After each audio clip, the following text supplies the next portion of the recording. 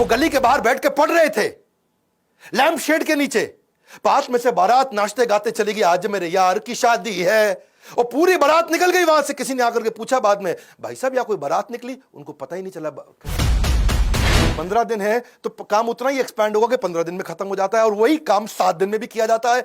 यानी कि समय उतना एक्सपैंड हो जाएगा जितना आप उसको बता दोगे एक्सपैंड होने के लिए। पार्किंसन लॉ मतलब डेडलाइन दे देगा तो 1 महीने का काम 1 हफ्ते में भी किया जा सकता है।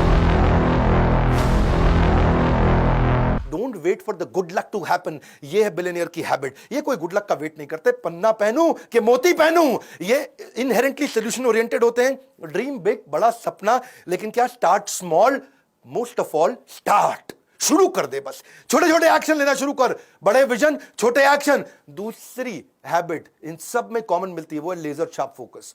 लेजर में बड़ी ताकत है भैया, लेजर कैंसर में छेद कर सकता है, लेजर इतना फोकस्ड होता है। इलॉन मस्क, इसकी एक बचपन की कहानी बताता हूं। वो बचपन में ना उसके माँ बाप ने देखा है सुन नहीं पाता है, बिल्कुल सुन नहीं पाता है, हाँ ये कुछ सोचता रहता है, सुन नहीं पाता है। उसको डॉक्टर के पास ले गए, डॉक्टर ने कहा ऑपरेशन करना पड़ेगा। इलॉन मस्क का बचपन में ऑपरेशन हुआ, कान का ऑपरेशन हुआ, फिर भी देखा सुन नहीं पाता, सोचता रहता है, सुन नहीं पाता। बाद में समझ में आया इसका कान ठीक था भैया। लेकिन जब ये कुछ सोच रहा होता है ना, ऐसे फोकस में रहता है, आप आसपास कुछ भी बोल लो, कुछ भी कर लो, उसको समझ में नहीं आएगा, उसको सुनाई नहीं पड़ेगा, ऐसा फोकस। जब मैंने इलॉन मस्क के बारे में पढ़ा, स्वामी विवेकानंद भी ऐसे थे, उनके ऊपर कभी केस स्टडी बनाऊंगा। हाँ, वो गली के बाहर बैठ के पढ़ रहे थे लैंप शेड के नीचे। पास में से बारात नाचते गाते चली गई, आज मेरे यार की शादी है, और पूरी बारात निकल गई वहां से। किसी ने आकर के पूछा बाद में, भाई साहब यहाँ कोई बारात निकली? उनको पता ही नहीं चला। अरे बारात? कौन सी बारात? वो अपना पढ़ रहे थे। इसको बोलते हैं लेजर शार्प फोकस। कान बंद हो जाते हैं, आंखें बंद हो जाती हैं, कुछ नहीं और सुनाई पड़ता, सारी इंद्रियां पूरी फोकस में चली जाती हैं। इलॉन मस्क कहते थे कि मैं कोई ब्रेक नहीं लूंगा बीच में, हाँ कहते थे, नहीं कहते हैं। पार्किंसन लॉ, पार्किंसन लॉ क्या होता है? ये डेडलाइन ड्रिवन प्रोजेक्ट को काम करने का तरीका है ये लॉ। इसके बारे में कभी मैं आपको पूरा वीडियो बना के दूंगा। Work expand so as to fill in the time available for its completion. मतलब क्या है? अगर कोई काम करने के लिए आपके पास में 1 महीना है तो वो काम 1 महीने में कंप्लीट होगा। 15 दिन है तो काम उतना ही एक्सपैंड होगा कि 15 दिन में खत्म हो जाता है, और वही काम 7 दिन में भी किया जाता है। यानी कि समय उतना एक्सपैंड हो जाएगा जितना आप उसको बता दोगे एक्सपैंड होने के लिए। पार्किंसन लॉ मतलब डेडलाइन दे देगा तो 1 महीने का काम 1 हफ्ते में भी किया जा सकता है।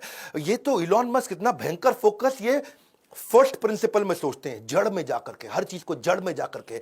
जूम इन भी करते हैं, जूम आउट भी करते हैं, डिटेल में भी जाते हैं, बड़ा भी देखते हैं, और ये हो गया इनका फोकस। अब आता है टाइम ब्लॉकिंग, ये तीसरी हैबिट। हर चीज को टाइम ब्लॉक कर दो, उसको ब्लॉक कर दो। If you don't control your schedule will control you. Billionaires की हैबिट्स बता रहा हूं, गेम चेंजर है। आज कुछ नोट्स बना लेना, तुम अपनी जिंदगी में क्या उतारने वाला है। हाँ, नॉनसेंस आदमी की तरह टाइम वेस्ट नहीं करना। मैं बता रहा हूं, मार्क जुकरबर्ग सेम कपड़े सारी जिंदगी पहनता आ रहा है, उसके पास टाइम नहीं है बिल्कुल भी। वॉरेन बफे के पास वही सूट, वही डिजाइनर, वही डिजाइन।